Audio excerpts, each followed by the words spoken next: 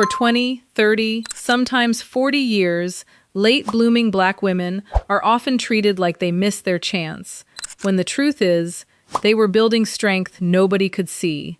While everyone else was measuring success by age, marriage, titles, or money, these women were surviving, learning, caregiving, healing, and quietly becoming impossible to stop.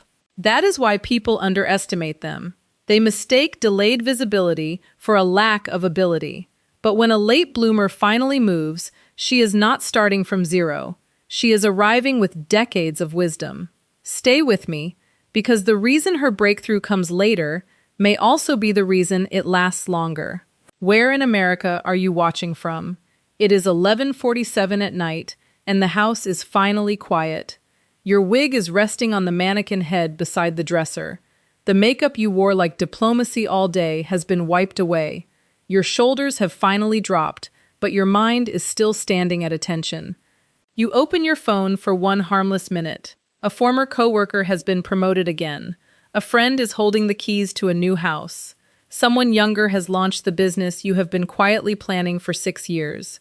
In the group chat, engagement photographs appear beneath a waterfall of heart emojis. You type, "Congratulations, sis, so happy for you," then you delete it because it sounds too dry. You type it again with 3 exclamation points, a champagne emoji, and a heart. You press send. Then you stare at your reflection in the dark space between posts. Everybody has always called you intelligent, gifted, responsible, the woman with so much potential. People praised your Black girl magic as though magic means never being confused, never being tired, and never needing more time. So why does your life feel late? Why do people who thought less, prepared less, and worried less seem to arrive before you? The world offers an easy answer. You were not confident enough. You waited too long. You overthought everything. You should have believed in yourself. But that explanation misses the truth. Your mind was never simply moving towards success. It was learning how to survive the rooms where success was being decided.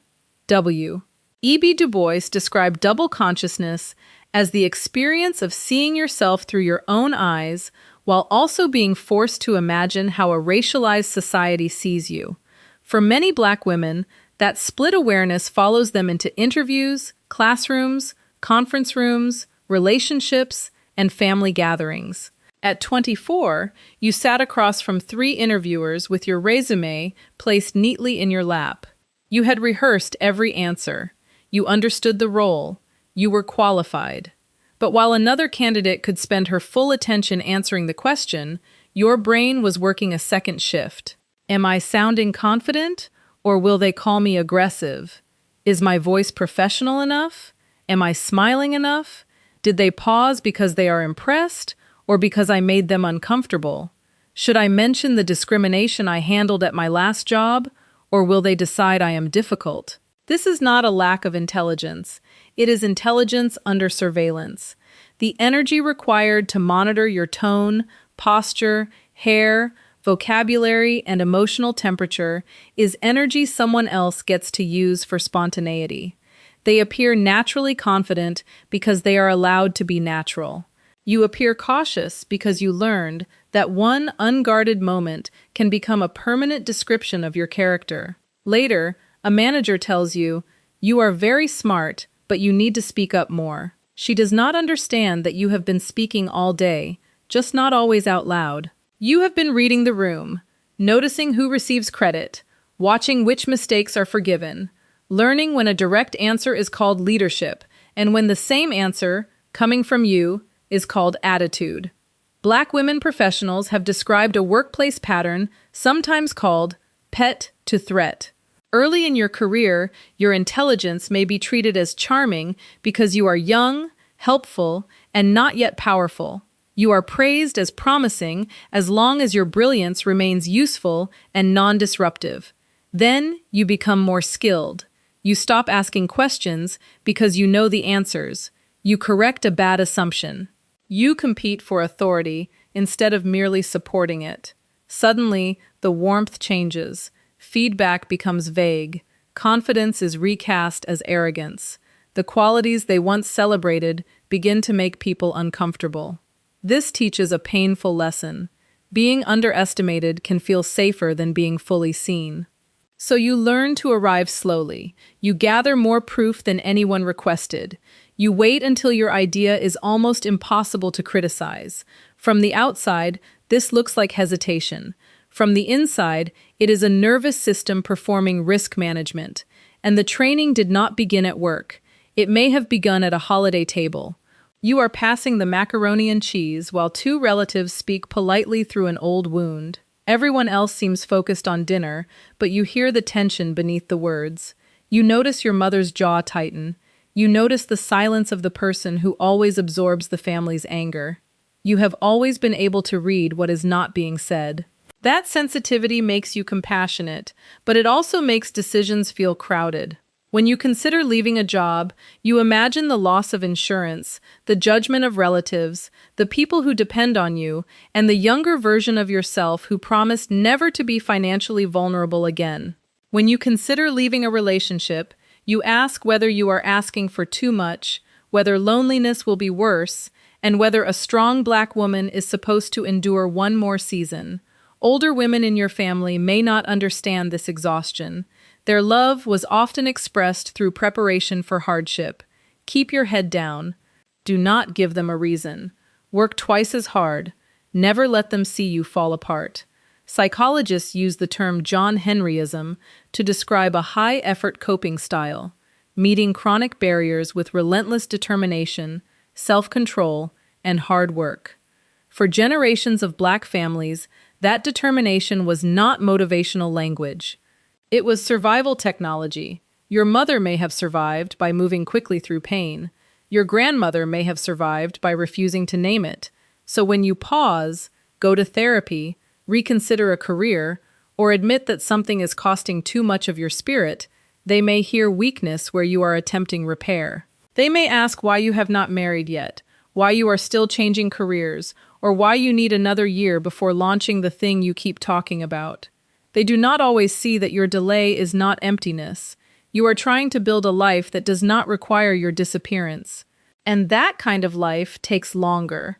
Late-blooming Black women are often underestimated because people mistake visible speed for inner development. They notice the promotion that did not happen at 28. They do not notice the years you spent separating your real desires from the expectations placed on you. They see the unfinished business plan. They do not see the psychological architecture being rebuilt beneath it. But there is a danger here too. Survival can explain your caution without being allowed to control your future. Preparation can become a hiding place. Depth can become delay. And the armor that once protected you can quietly become the cage that keeps your life small. That cage often looks respectable. It looks like another certification, another notebook filled with business ideas, another saved job posting you never apply for because you meet only 8 of the 10 qualifications. It looks like a podcast microphone still inside the box, a website domain renewed every year, and a folder on your laptop named Final Version containing 12 different drafts. Nobody calls this fear because it is dressed like preparation. You tell yourself you are being strategic. You need more research. You need a better logo. You need to lose weight, improve your credit, finish one more course, or wait until life becomes less complicated. And because your reasons are intelligent, they are difficult to challenge. This is one of the hidden traps of being a highly perceptive Black woman. You can identify every possible danger before taking the first step. You can predict criticism that has not happened yet.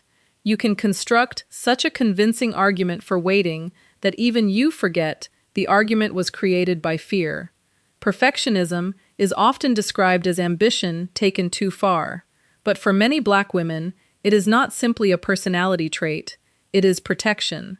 When you have watched ordinary mistakes become evidence against people who look like you, excellence begins to feel like insurance. You learned that you could not simply be prepared, you had to be undeniable. You could not just arrive on time, you had to arrive early. You could not merely do good work. You had to anticipate the mistakes of everyone around you. You had to be competent without appearing threatening. warm without becoming available for exploitation, confident without being called arrogant, and strong without ever making anyone feel guilty for failing to support you. That is not a standard. It is an impossible performance. Research on stereotype threat has shown that when people fear confirming a negative stereotype about their group, part of their mental energy becomes occupied by monitoring that possibility.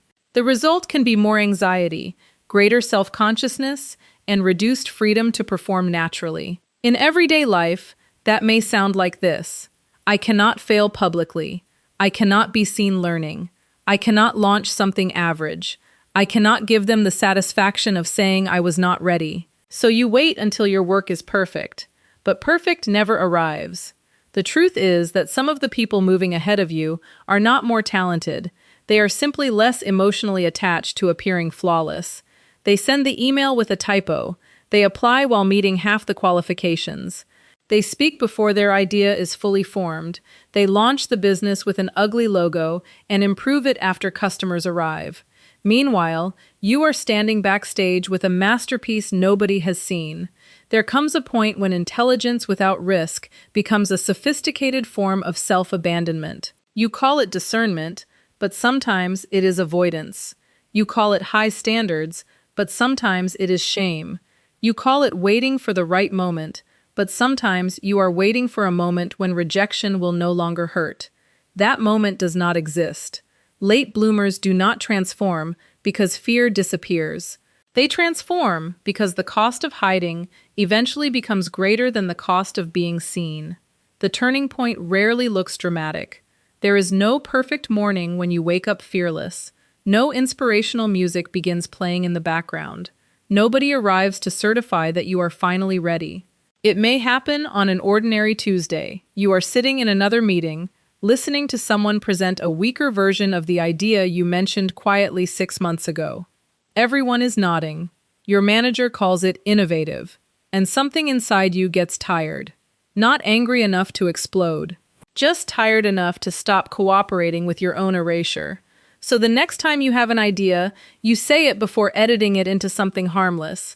Your voice trembles slightly, but you keep going. You do not begin with, "This may be a stupid question."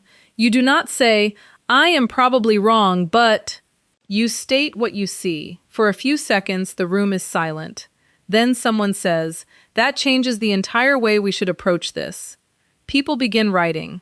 Nothing magical happened to your intelligence in that moment. You did not suddenly become smarter at 38, 45, or 52. You simply stopped spending half of your intelligence asking permission to use the other half. That is why some Black women appear to bloom late. They were not empty before the bloom. They were underground. They were developing roots in soil that demanded more from them than it demanded from everyone else. They were learning the language of power while trying not to lose the language of home. They were caring for parents, raising children, surviving workplaces, rebuilding after relationships, and carrying family expectations that were never written down but always understood. Then, one day, all that invisible development becomes visible. The woman people overlooked begins making decisions with unusual clarity. She no longer confuses being needed with being valued. She stops explaining boundaries to people committed to misunderstanding them. She applies for positions before she feels fully prepared. She charges what her work is worth. She leaves relationships where her strength is admired only because it makes neglect convenient. Her late blooming can frighten people who benefited from her hesitation. They may say she has changed. They are correct. She has changed from a woman who constantly interpreted herself through other people's comfort into a woman who trusts her own perception. This does not mean she becomes cold. In fact, she may become softer than she has ever been because she is no longer using hardness to survive every room. She begins choosing environments that do not require constant code switching, friendships where silence is not punished, partners who do not need her to shrink her intelligence so they can feel powerful, workplaces where she can disagree without becoming a problem to be managed. Healing is not finding a room where nobody underestimates you. Healing is reaching the point where their underestimation no longer becomes your identity. Some people will always misread quietness as weakness. They will confuse a slow beginning with a limited future. They will assume the woman who took longer to choose her path has less ability than the person who rushed into one. Let them. A seed does not become defective because someone grows impatient with the season.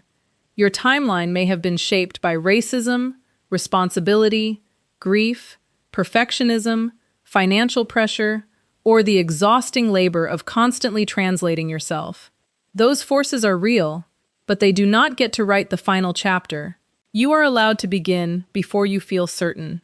You are allowed to be visible while you are still learning. You are allowed to make an imperfect decision and correct it later. You are allowed to want more than survival, more than respectability, and more than being known as the woman who can handle everything. To every Black woman with an unfinished manuscript in a drawer, an application sitting in drafts, a business idea written on the back of an envelope, or a life decision she has postponed for years, you are not too late. You may be blooming later because what you are building is more than a career. You are building psychological freedom. You are building integrity. You are building a life in which success does not require you to abandon yourself. That construction takes time. But once a woman has spent years learning who she is beneath the expectations, she does not bloom delicately. She blooms with roots. So send the email, submit the application, record the first episode, say the sentence you keep rehearsing. Do it before every fear has been resolved. Because courage is not the absence of fear. It is the decision that fear no longer gets the final vote. And in the comments, share the decision you delayed for years because you were afraid. What finally made you choose yourself? Your story may be the permission another woman has been waiting for. And subscribe if you believe a late beginning can still become a powerful life.